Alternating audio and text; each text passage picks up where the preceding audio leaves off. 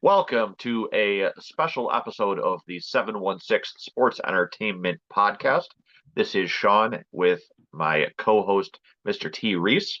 As we enter the home stretch in the road to WrestleMania, we plan to bring you a variety of special episodes this week. Today, we're going to break down who we believe the top five current WWE men's superstars are, why we think what we do, and what we think the future holds for them. We also both have an honorable mention as well as a future star pillar, if you would, to watch. So, T, who do you have and what do you want to get started with? All right, let's get rolling here. Now, again, before we start this, we'd like to say like, comment, and subscribe. We're trying to grow this channel. We know we got some international ones out there too. Spread the word out there in Europe if you can. Also, comment in there, especially everyone who's subscribed. Put some comments in there. We will respond to some of those comments in another show, or we can go, or if it's something we see when we review the videos and see the comments, we may even comment in there too. So we're trying to be interactive with everybody, so everybody can jump in. If you got something to say, jump on in and say it. And thank you for, we did just have a couple people comment over the last couple days, so thank you for that. Awesome. All right, so we're to start with number 5, right? No, we'll start with your future pillar. All right, so my future pillar of the WWE right now is going to be the Lucha Bros, and I put them together just primarily because they're one and the same. These two are going to they're going to make it more exciting as far as wrestling matches go. Penta especially can sell a storyline. Even though his English isn't the best, I've seen him do it before. So he's definitely going to be a pillar on one of the brands. And his brother Phoenix, I mean, we've said enough about him during the week, and his debut up to when he wrestled again this past week. Both matches have been A+ matches for him. And what a debut for him especially. So both of these brothers together are going to definitely be some pillars that they're going to start building on. And when they start bringing up, wrestlers from the NXT who are much more nimble in the ring, I mean, these matches are going to be absolutely incredible when they really get their feet settled in. I really like your pick there. I like the fact that you can include the two of them together. I mean, they came in within a month of each other basically, and I can almost guarantee you at some point we are going to see them tagging together as the Lucha Bros. Even with a higher number of luchadors in WWE at the moment, I think these two are going to be standouts in the future. It is a little bit it's nice to see that you have two experienced guys like this coming in and being able to bring that outside experience. So I definitely like your pick there, T. For my pick, I went with a NXT superstar in Ricky Saints, formerly Ricky Starks of AEW. I think that for being as young as he is, the man has all of the qualities needed to be a future star. And obviously, WWE sees something in him as well. I mean, they put that North American title on him already after 2 matches. Yep. The guy, I've said it before, he reminds me of a young Rock. His charisma, his ring presence, just absolute perfection. And I don't know, I think that when he gets moved up to the main roster, which I definitely think is sooner rather than later, I think that's why they put the title on him already. I think he's really going to make his mark. The feuds he's going to have, I mean, hell, even if they play off like his friendship with Cody, it's going to be absolute money with him. Absolutely. I can't, if I had the ability, and if we were going to do 2, he would have been right next to the Lucha Bros for me. I cannot argue that pick. For some of you guys who aren't too familiar with him, I recommend probably checking out some of his stuff in AEW, probably over the last couple of years, and you can see why we're so high on him right now. I think that once he gets to the roster, which in my opinion, he'll probably be up on the roster after WrestleMania. I think it's going to be as soon as WrestleMania. I think they're going to do something with the belt with him right now. He may end up losing it this past weekend, and they're going to probably, move him up. So I'm looking forward to see what Ricky says, because it's what a call for you to say that he is very similar to The Rock when it comes to his mannerisms and talking on the microphone. He's for sure going to take the place of what you missed with The Rock when he was in his prime, and you're gonna get that same feeling that you felt for The Rock early in his career. Well, not early, because early in his career people didn't care for him too much. But once he made once he made it to the domination, he was a whole different character. And I think that's what you're going to see with Ricky Saints. Ricky even kind of looks like a young Rock. Not quite as big, but definitely real similar. And I love it. I absolutely love everything that he does. And to see that he's no longer being wasted just sitting on the sidelines is a win for WWE. Yeah. Yep. I mean, like I said, we'll see where they go with him from here. But I mean, the sky's the limit for the kid. Yeah. All right, cool. So now that we went through our future pillars to watch, how about your honorable mention, my friend? Well, my number 4 right now. Oh, my honorable mention, sorry, is going to be Braun Breaker. He's still in the beginning of his career and really young. Thank you. And right now, he is purposely right now being put in this position where that he looks like he's an unstoppable force. I don't think any WWE. Well, I shouldn't say this. I was going to say the WWE is doing it right with him. I don't know how you can do it wrong. I mean, everything he can do in the ring, his physique, the way he carries himself is very. I mean, there's nothing you can do to make him look bad, if you're in my opinion, unless you just do some crappy storylines. That's the only way you can make him look bad. But this guy is amazing in the ring. He right now, if they didn't have Gunther right now, I probably would have slid him in at number 5 on my list.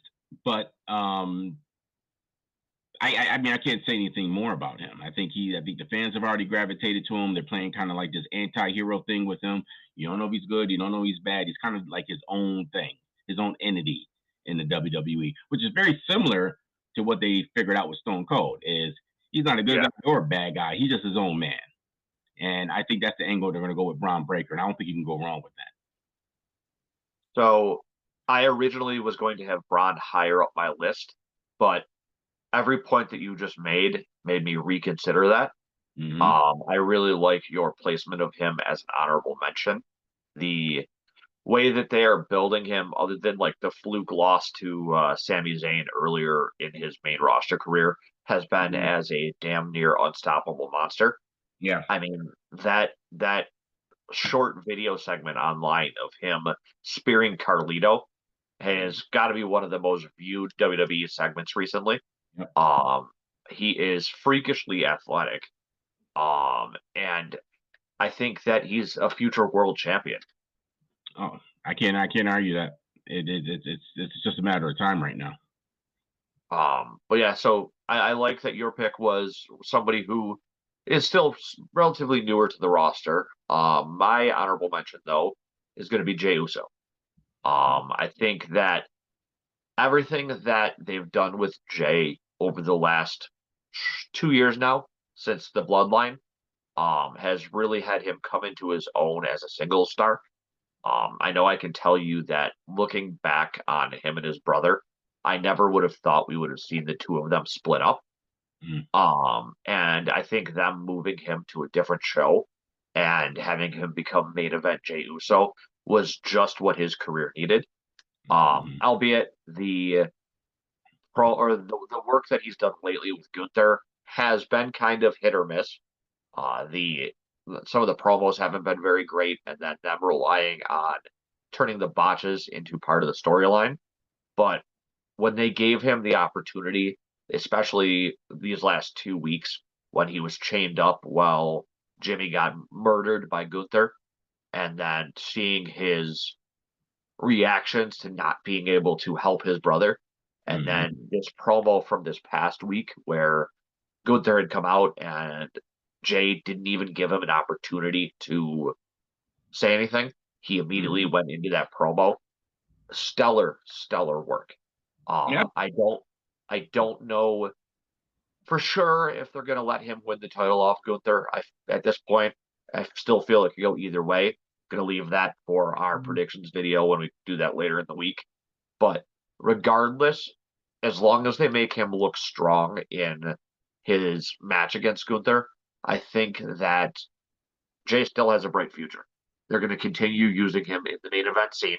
And I really, really like that about him. I'm glad to see that he finally made it to that point and took that next step in his career. Well, I don't know. I don't know if he's going to be in the main event scene a lot, but I think that I think we already talked about it. His in-ring work isn't the best. I mean, Right. Still leaves a lot to be desired for that. But I really think that he, at this point, has proven himself, at least in this time period, help carry over the roster. I like him. I mean, I like him as an honorable mention for what's going on right now for him. Yeah, I don't think if next year we were to do this again, I don't think I'd have him in the same spot necessarily. But as far as current work and how it's built up to this, I think he earned that honorable mention spot. Yeah, absolutely. I can't argue that. But so now that we're through our honorable mentions, let's see, who do you have at number 5?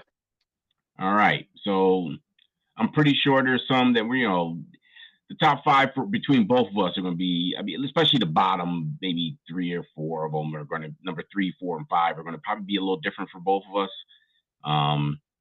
But my number 5 right now, I have Seth Rollins at number 5. And the only reason I got him at number 5 and not higher is because he hasn't really held any titles in a while, and also for the fact of he's just been storyline driven for everything. And Rollins, to me, obviously he's a Hall of Famer. He's one of the best in-ring wrestlers there are in the world. I'm always been a fan of him. And his crazy outfits. I mean, you have to be a fan of him. And right now, if you look at it, Roman and Punk have this connecting storyline. And Rollins is kind of the glue for it. I don't know if this storyline continues to hold up without Rollins being involved.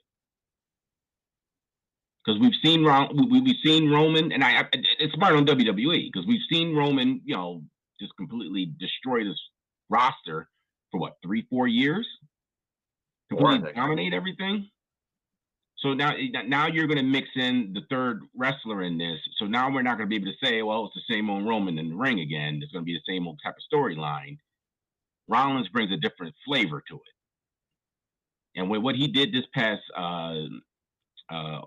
what was it, Monday?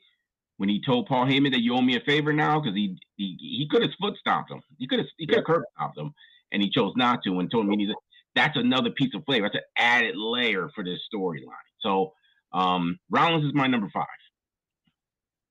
So I have Rollins in a different spot, so I will give my thoughts on him when I get to that. I agree with pretty much everything you said, but I do have a couple of other reasons why I have him a little bit higher. Your point though about him being the glue holding together the Punk Reigns Rollins feud, I think is very fitting. He's that one commonality that runs between all of them, and going back however far you want to look, I think that that's a really great comparison that you made there. So I do like your choice. I do have him a little bit higher up though. So I will say a little bit more about that once we get to it. What's your number? My number 5. Or 5? Yeah, my number 5 is Jacob Fatu over on SmackDown for coming in as a newer member of the Bloodline. I think he's the one that has really, obviously outside of Reigns when he was doing his Bloodline stuff, I think that Fatu is the one that really stands out for being a bigger guy. The guy when he does his moonsaults and everything, is absolutely amazing to watch. He may need a little work as far as the promos themselves go, but he lets his physicality and his ring work do the talking for him. Mhm. I'm really glad to see that he is getting the opportunity to compete for a title at WrestleMania. I think that that's this early in your career to have that big of a milestone match at a WrestleMania tells Mhm. you that the WWE has a lot of faith in him.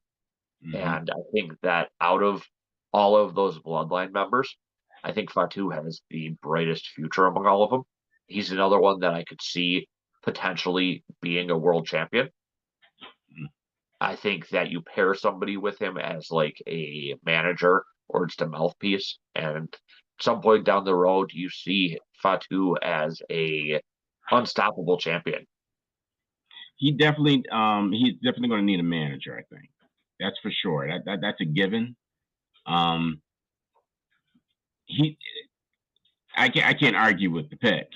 I mean, just my list alone for me, if we did like 10, I'd put him in my top 10. Just spoiler alert, he didn't make my top 5. But I understand why you chose him to be your number, in your top 5 because um, he's taken in terms of his style and who he is. He's taking the WWE by storm. I'm just hoping that WWE can figure out a way how to utilize Yeah, him. So absolutely, I mean the guy's for his size and the way he's able to move around the ring. I mean, a lot of it's kind of crazy because a lot of Samoans, they all, even though they're bigger guys, seem to be able to move around the ring better than they should, given yeah, their physiques.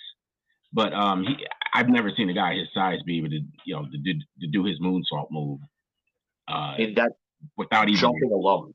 Yeah, I mean, it seems like there's no effort for him even to do it. He can just do it repeatedly, over and over again, and just seem like he can just do it infinitely. But yeah, I can't argue that one. I mean, he's right now he's submitting himself into one of the most important wrestlers for WWE right now. I will say though that he wasn't originally my number 5 pick. My number 5 pick, had he not gotten injured, would have been Kevin Owens. Mm. The neck injury to Owens unfortunately puts him out of competition long enough that I think that knocks him out of my list. So that was why I went with Fatu instead. Yeah, I agree with that 100%. I can't be mad at Kevin Owens either. But there's nothing wrong with swapping that out for him because I mean, right now he's one of the as of this moment he's one of the more important wrestlers in WWE. He's one of the cornerstones of SmackDown right now with everything going on. I mean, you look at most of their storylines over there outside of like this triple threat between Reigns, Rollins, and Punk. And what's their main storyline over there? It's the inter or the U.S. title feud and everything going on between the 4 or 5 guys there with the Bloodline and Fatu right in the middle of it. Mhm. I know at some point we're going to get a Solo Sikoa Jacob Fatu match, and I hope they do the right thing and have Fatu just absolutely dominate him because that's what they should do. That way he cements himself as that number 1 guy. And could you imagine if they paired him with someone like a Paul Heyman as his mouthpiece? Well, I was gonna say that's probably the best guy. I mean, but see, the problem is that Paul Heyman is the best mouthpiece for anybody. Yeah, So I true. don't know. I mean, maybe they can, maybe bring somebody else that can help out because Paul Heyman's in the middle of a mess right now. Yeah, I don't know how you pull him out of those storylines to get him with Fatu, or I mean, who knows? I mean, maybe Roman Reigns is, there's some sort of storyline change where Roman Reigns says, "Oh, you can, take him on too." But I don't see that happening. Um, but yeah, I mean, that's all he needs is just a mouthpiece. You, yeah. you And I could think, treat him how they used to treat Brock Lesnar. He could be your new Brock Lesnar. yeah, just come out, dominate, and have someone do the talking for him. Yep. I like that idea. Mhm. That's pretty fitting for him. And I think, like I said, I think that he, unlike some of these other guys who are already extremely well established, I think that he's already putting himself in that spot where he's going to have a bright future. Well, I mean, and don't forget now, he has a lot of interesting storylines you can roll with over the next couple of years. Exactly. Like you said, the interaction with the bloodline he can do. He can also, at some point, him and Roman are going to have to see face to face. Yep. So that's another one. So say you put the belt back on Roman at some point, and then you bring Fatu out to challenge him for it. Or even any of these people that they took out while they were members of the bloodline. Yep. Some payback from some previous storylines that he was involved in. Like your Drew McIntyres. Well, most of the anybody from the bloodline, I mean, you can branch off and do anything with most of them based off of how long that Roman had the belt and how many different wrestlers they crossed. Exactly. But so yeah, I think both those choices were good choices for number 5. What are we thinking for number 4? My number 4 is Gunther. Gunther right now is primarily the catalyst in terms of up and coming guys who are currently in WWE. He's the number 1 guy, so you have to put him up there. His ring work is just phenomenal. I mean, for a guy his size, usually you see a guy his size. Other than the only other person his size that can put on like a good 20 or 30-minute match if they wanted to would have been Undertaker. I mean, Undertaker's the only other big man you can see in the arena can wrestle for 20, 30 minutes. And Gunther can do the same thing. And his matches are just like, they're just brutal. I don't think I've ever seen a match where it's not a brutal match. Even if he's taking a beating for a little bit of the match, it still seems like it feels like it's just what did good old JR say? Slobber knocker. Yeah. All his matches are just like that. And right now he is just flowing right now. And WWE has not done anything wrong with him right now, other than, I mean, maybe he can bring his little henchman back at some point, have both of them. But I mean, right now, I mean, there's nothing more you can say about Gunther. Right now, as far as dominating champions, he's the most dominant champion right now in WWE. So I agree with most of it. Gunther would have been my number 6, though, so he would have been just outside. I think that I don't know if you remember when he first came in that he was a bit on the what was it, Gabriel Iglesias used to say, the fluffier side for the size. Yep. And the fact that in his progress to becoming the dominant champion that he is, his physique now matches his dominance. Mm-hmm. I don't know. I think that he is probably the scariest guy as far as champions go. If I were a superstar, I would not want to be taking one of those chops from him. No, pay me enough. My only concern when it comes to Gunther, though, is how it seems like they constantly fall into the same storylines with him. Where we saw it when it was him versus Sami Zayn. We saw it with him versus Jay. That it's, oh, I'm so dominant, I'm going to murder everyone around you. You can't beat me. Only for us to get the happy-go-lucky overcoming the impossible ending to the feud. I think that Gunther should have a Roman Reigns-esque reign where nobody can beat him. But unlike the bloodline reign of Reigns, he just does it all himself. Nobody can just beat him because he is that skilled. And I do agree. I think they missed an opportunity with Ludwig Kaiser and was it Giovanni Vinci as his Moon Squad. I think that being able to involve them a little bit more would have made his story even more interesting. Have them win like the tag titles and have them be like the excellence of everything, carrying all the gold with them. But Gunther has, even if he does end up losing the title to Jay, he for sure is a guy who is going to be in the main event picture for years to come. When you're that dominant of a force, other than having Brock Lesnar in your path down the road, I don't see anything else you can do besides have him be a main eventer. And he's going to have probably at least several more title reigns before his career is done. Yeah, I don't know.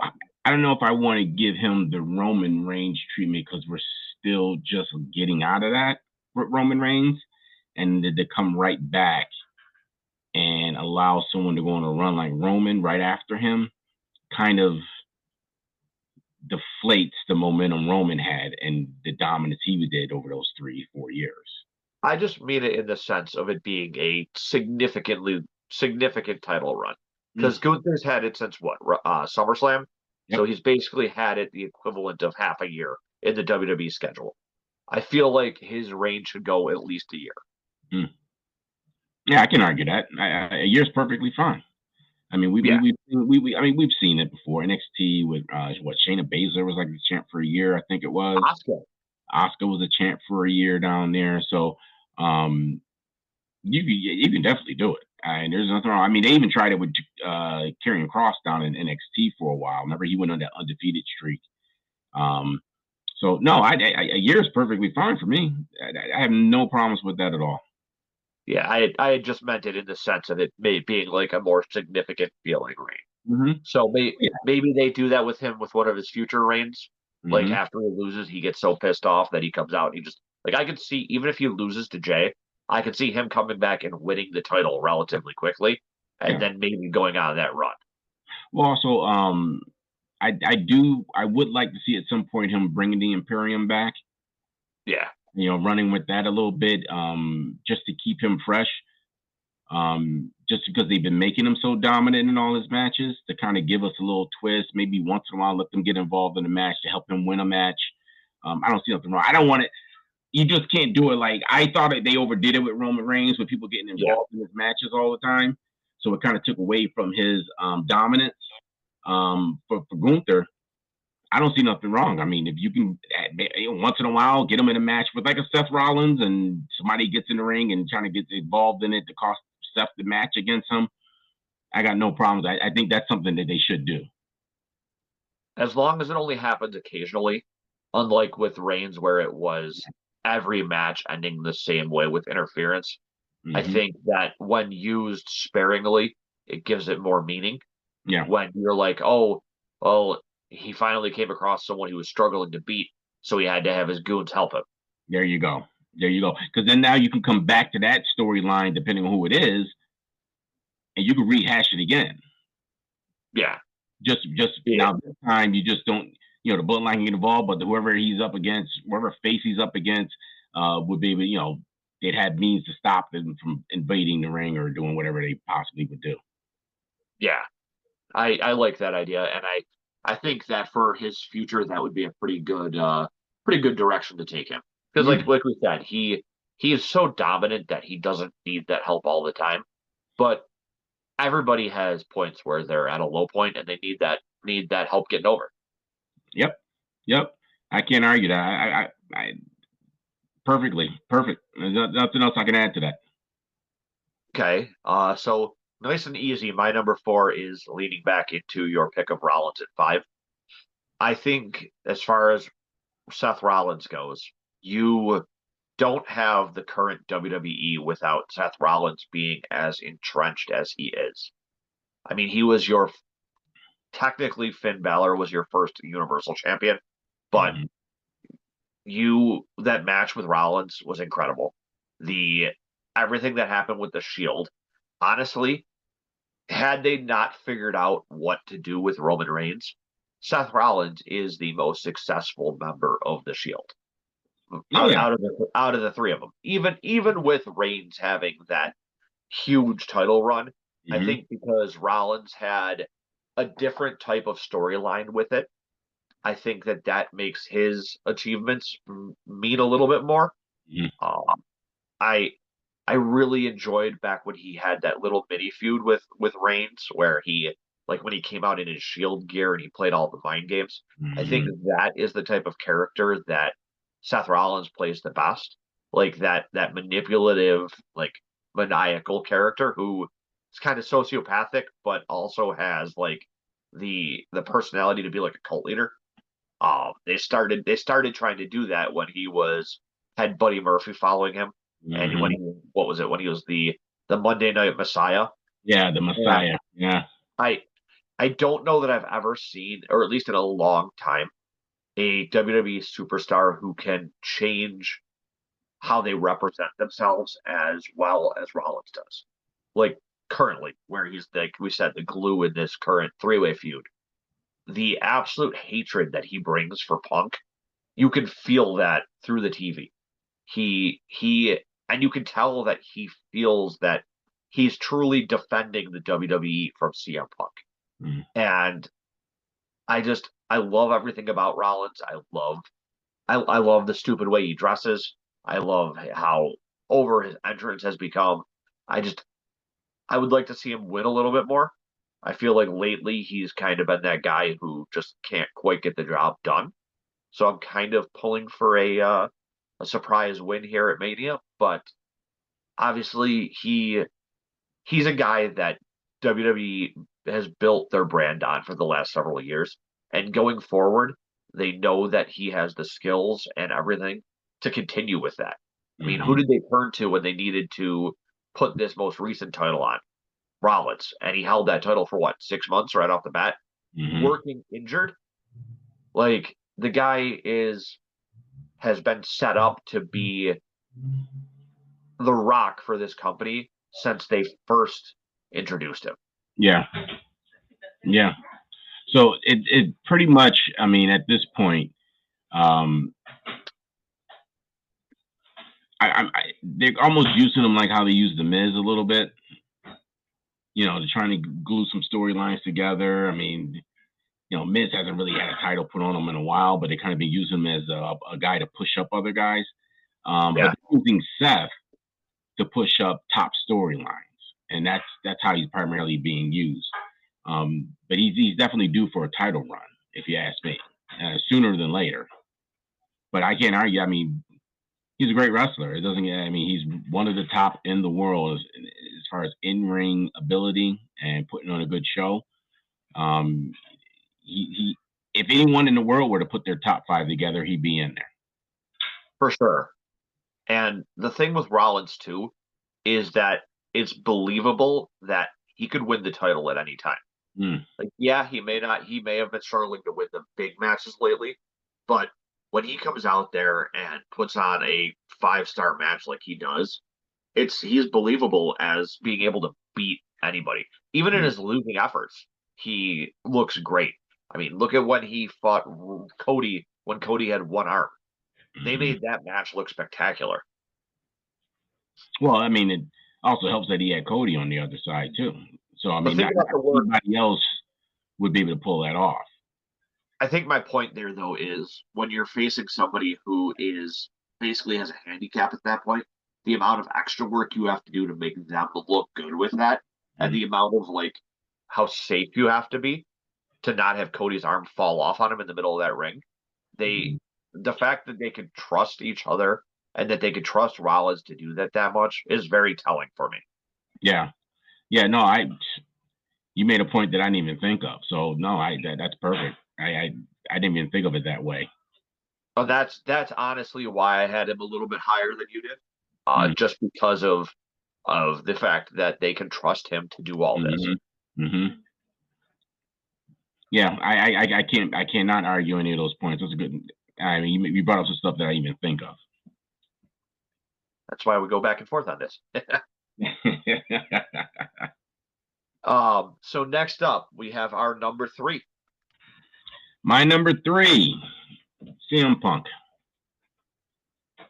Right now, everything that's going on in WWE is all somehow in some way comes back to him. Every storyline, even if a storyline is not even interacting with it, it comes back to him at some point or somebody mentions him. I mean, look at McIntyre. He still talks about him when he's even doing interviews.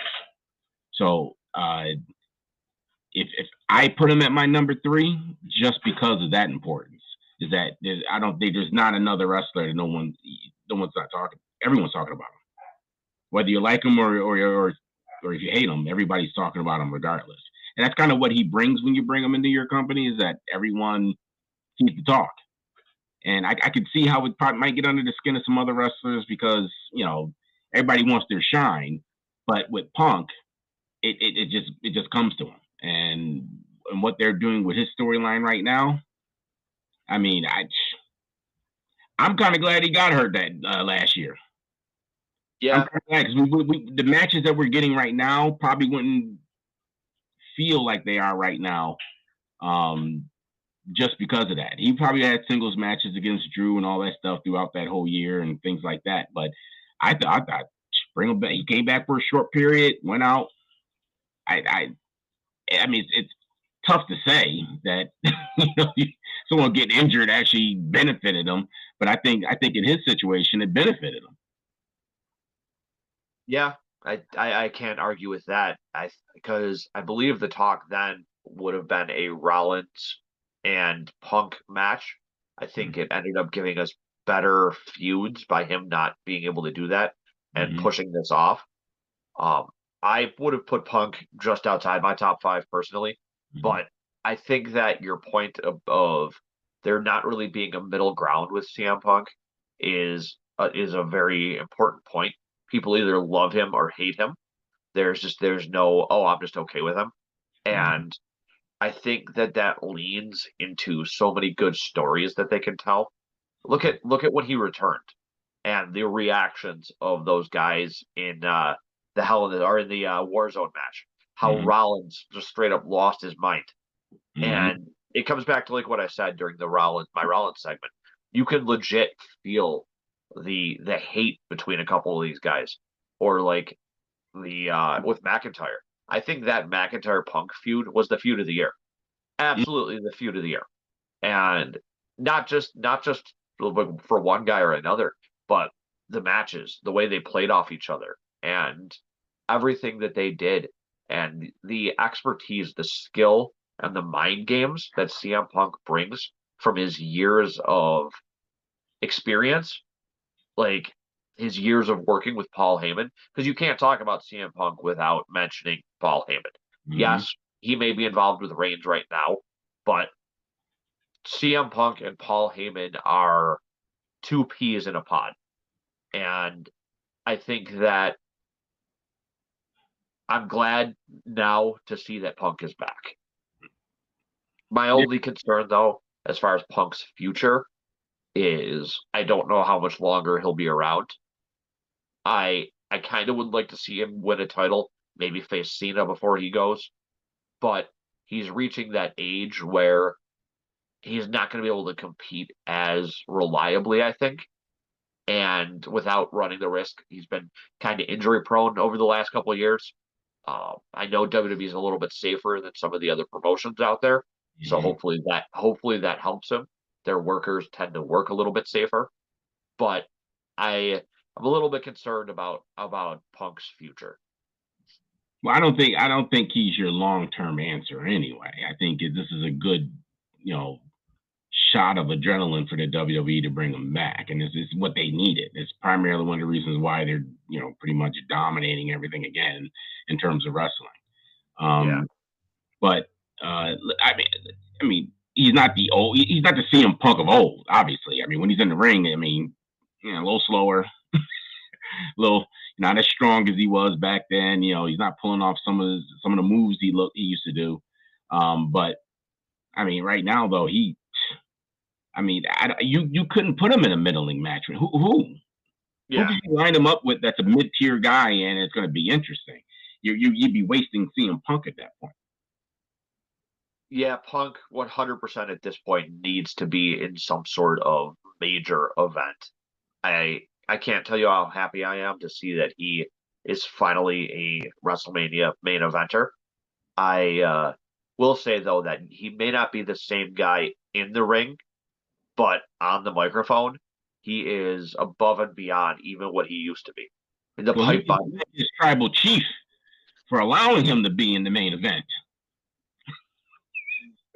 yeah, but keep in mind, without him helping the tribal chief, that War Games match might have gone a different way.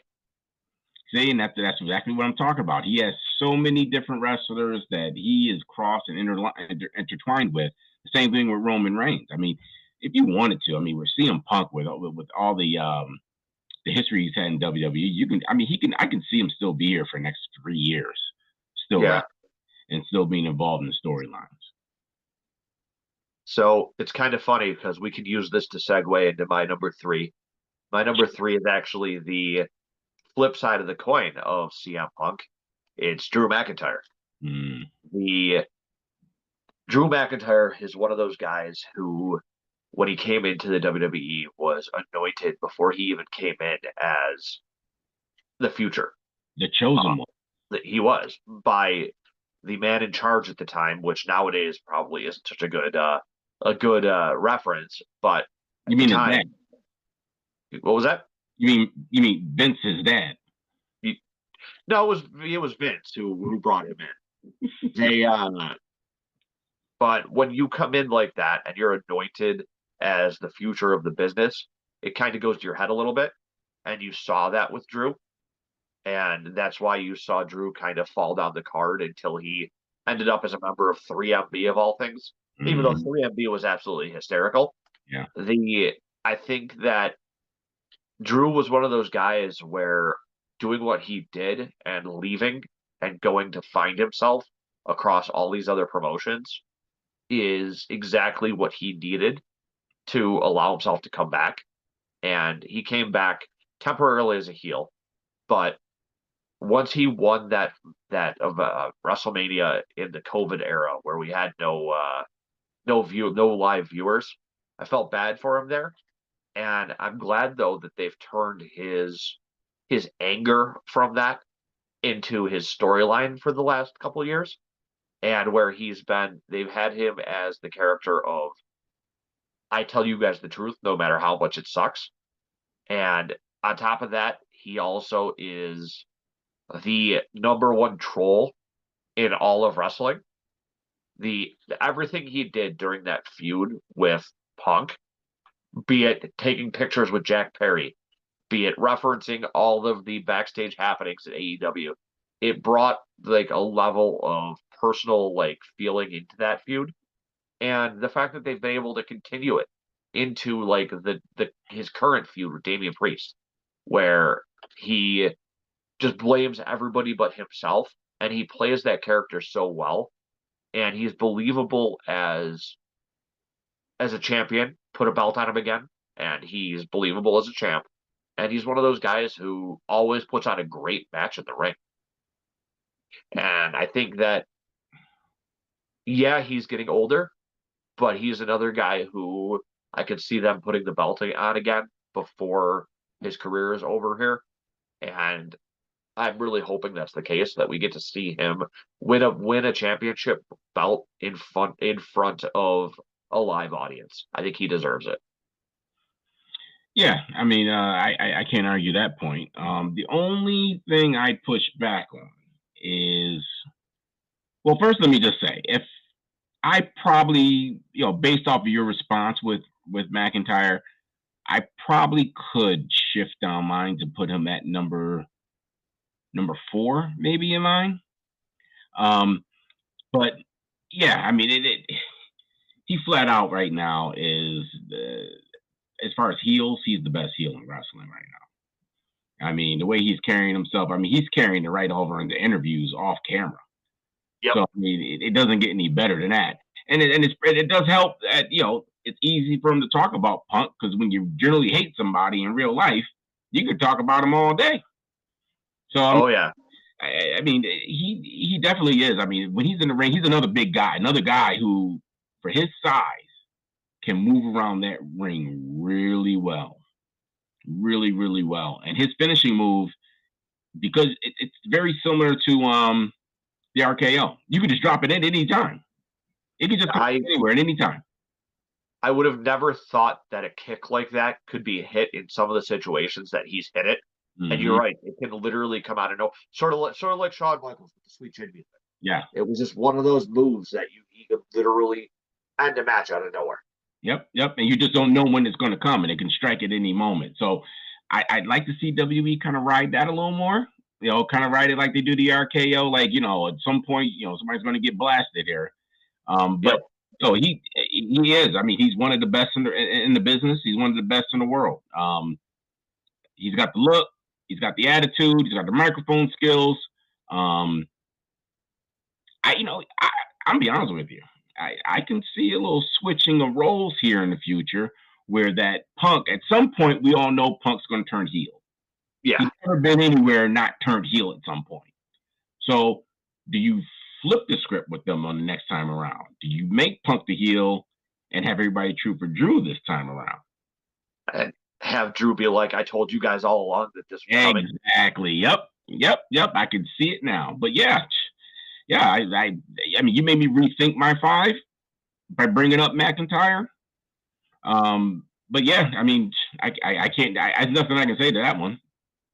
That's the nice thing about these lists is that we bring up enough points to change each other's views on things. Like I can only imagine if Mike were here with us that he would have several points too on his list as to some people that we probably wouldn't have even thought of. Mm-hmm. And then hey, everyone that's watching and listening, give us your top 5. If exactly. You argue and make some sort of argument for reason why you don't like one of our top 5s, and you put your own top 5 up, we invite it. We want to see it. We love it. Just again, like, comment, and subscribe. Yeah, throw your guys' top 5s in our chats, and I go through and check those every day, and I will I'll comment on them, and maybe we can make a couple response videos to some of your points. Yeah. Also, you know what else? Anyone listening, put some comments, put some questions in there. If you want to see how we feel about something certain, we can make an episode. We'll just respond to comments and questions that are asked of us. Yeah, so we definitely appreciate everything you guys do. And so moving on though from number 3, who do you have at number 2? Well, my number 2, I mean, I don't know. Maybe we have it reversed, maybe we don't, who knows, but I got Roman at number 2. I don't think anyone can argue that he's in the top 2. I don't know how you can make any argument that he's not in the top 2. Roman still right now sells out the arena. I mean, people are waiting. They announce when he's going to be showing up to SmackDown. Still, I mean, he's on the current roster in the middle of a storyline, and they make an announcement when he's going to be on the show. Yeah. So, I mean, if you're that popular, you have that kind of pull in WWE, you have to be in the top 2.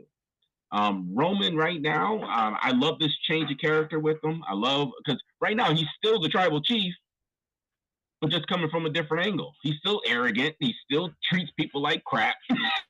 But bottom line is that he is Roman Reigns. I mean, it doesn't get any. Even without the title, he's in the top 2. So it's perfect. So my number 2 might shock you because it's Dominic Mysterio.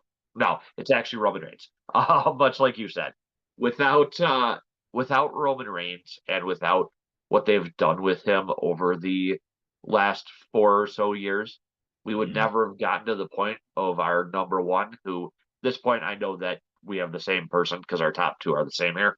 But looking back at Reigns' career, the coming out of the Shield where he wasn't really a talker, he was kind of just their heavy hitter, into hang on, you're starting to freeze on the screen.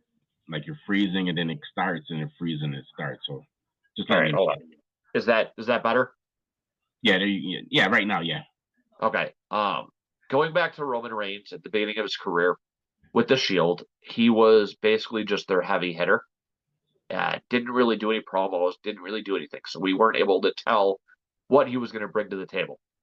They broke the Shield up and they turned him into being so incredibly overscripted when he was Suffer and Succotash and all those stupid lines that they were giving him trying to get him over when it became Roman wins, LOL.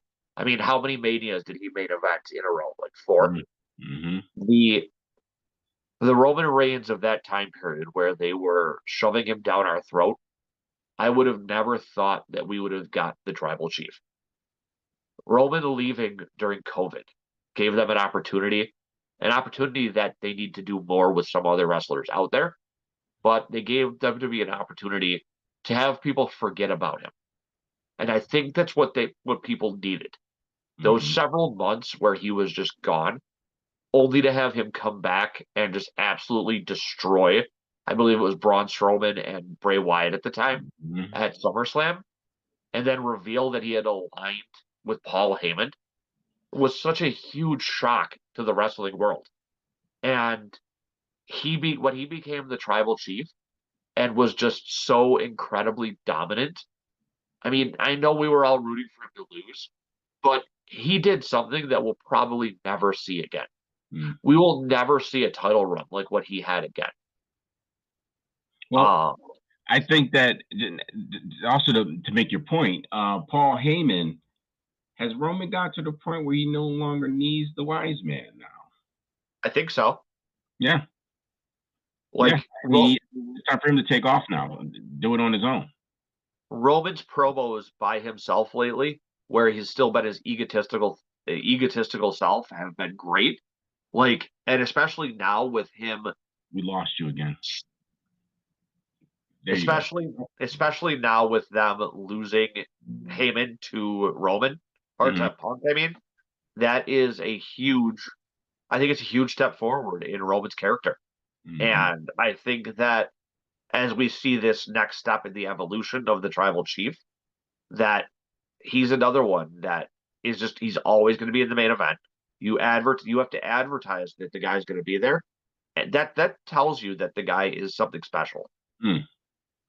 No, you're right. I mean, we've said it before in previous videos that it's really good for wrestlers to not be on camera for long periods of time, especially if they're extremely popular.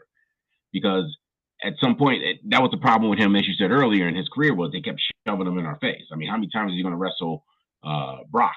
I mean, how many times were we going to see that? I mean, they did it for what, 2 years straight of them two wrestling each other over and over and over again. Exactly. And then they got to be able to flip the script when they brought him back as a tribal chief to him being the dominating guy. So yeah, I mean, it was needed and it worked perfect. And who would have thought that Heyman would have been the guy to come walking out with him? But Yeah, now, I never saw it coming. yeah, I mean, now it's coming full circle. Now, does he need the wise man? Wise man's going with CM Punk now. I mean, you can write. I mean, the storylines you can write with Roman right now are endless, absolutely endless. Because he had a whole 3-4 year run of dominating and getting under everybody's skin. That anybody on the roster right now, you could set Roman up with him. Yep, I completely agree. And honestly, I think that can lead us directly into who our number one is.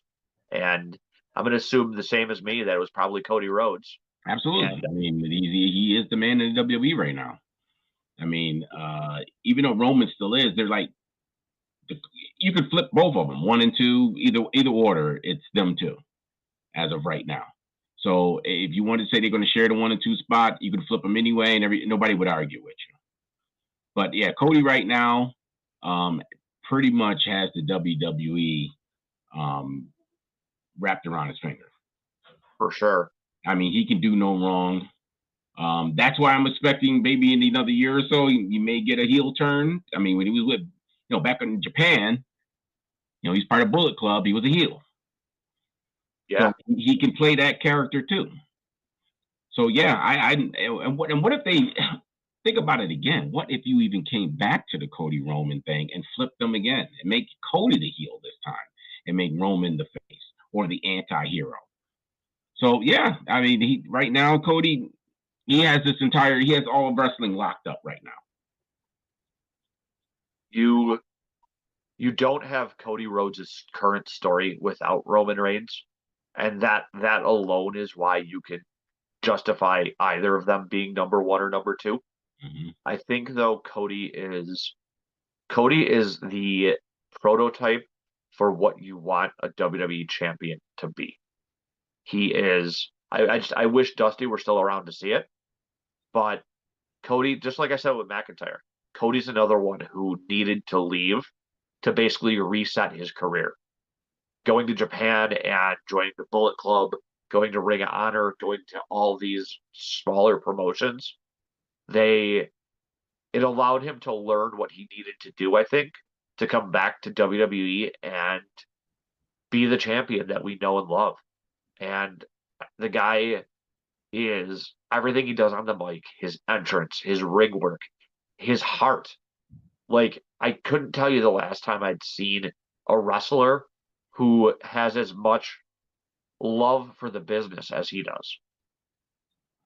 Well, I think his character allows you to see that because it's part of his story. So that's what makes it looks like it's very cohesive with him, because it's a fact.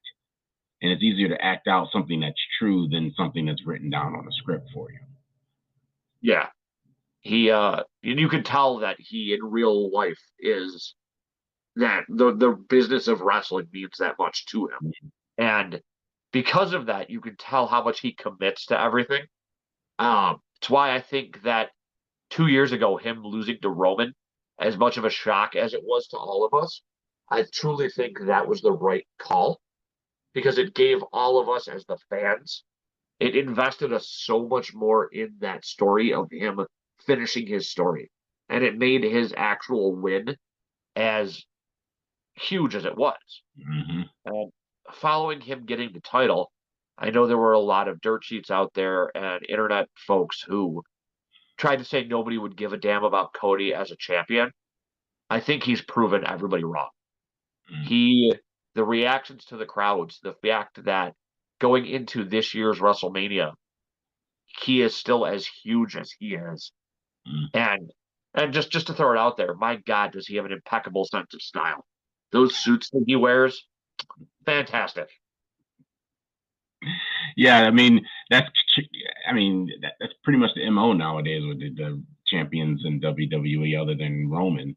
Suits are a must wear, and that started with our boy Ric Flair. Ric Flair set the tone for suits where you're going to be the champion, and hey, styling and profiling, and that's exactly what he's doing the same thing. So yeah, Cody right now has all of wrestling wrapped up. I mean, I don't think there's anyone. I mean, other than the internet trolls, you'll get some people out there that'll say some stupid comments about him being in AEW and leaving and all that other crap. But outside of that, he did what was necessary for him. Yep. And he probably left AEW at the right time. Oh, for sure. And the nice thing too is he brings all that experience with him for everybody that he works with. Mm-hmm. So I love to see when he works with newer people because he almost passes something on along to them. Mm-hmm. You know what I mean? Mm-hmm. And I'm real curious to see what the future holds for Cody. Because there's so many different things that they can do with him. Even if it's turn him heel and turn Roman face or any of that stuff. I think that he has so many more stories to tell because he's definitely got years left on his career. Knock on wood, barring anything injury wise. Yeah. I mean, don't forget now. I mean, he was under other promotions where that the battle of being on the road all year around, he didn't have to deal with that. I mean, most of the places he went to when he was in AEW was one arena. Japan, one arena. They're going to the same place over and over. You have to worry about the road travel and all that other stuff. Now he's ready to go. I mean, he learned how to find his footing. He learned how to use the microphone much better than he did when he was in his first run in the WWE.